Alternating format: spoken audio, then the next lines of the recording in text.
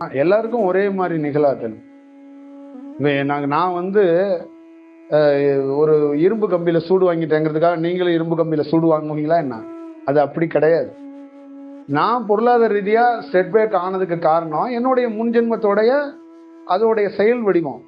அந்த வடிவத்திலேருந்து நான் மாறப்படணும், இந்த மாதிரி ஒரு விஷயத்த நான் கிடைக்கப்படணும்னு எனக்கு இருக்கு. அதனால அந்த செட்பேக்கை சந்திச்சேன்.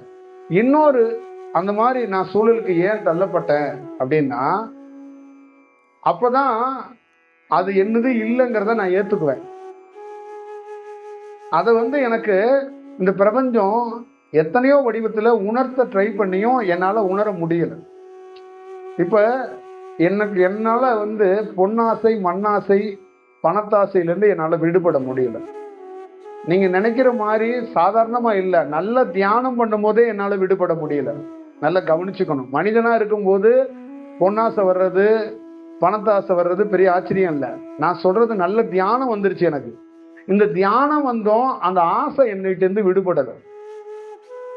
அப்ப அந்த ஆசைய என்னன்னா, இதோடைய பொண்ணுன்னா என்ன, மண்ணுன்னா என்ன, பணம்னா என்ன, அதோடைய சூழல்கள்லாம் எப்படி நீ வந்து பார்க்கணும்னு எனக்கு வந்து ஒரு படம் மாதிரி என் வாழ்க்கையில நிகழ்ந்துச்சு.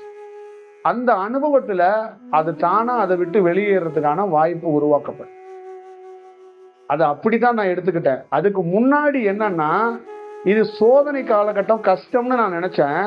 ஆனா இது சோதனை காலம் கிடையாது, இதை நீ பார்க்கணும் அப்படிங்கிறதுக்காக எனக்காக அரங்கேற்றப்பட்ட படம்னு நான் நினைச்சேன். அது எனக்காகவே உருவாக்கப்பட்ட படம். அது என்னுடைய படம் தான், அது என்னுடைய சொந்த படம் தான்.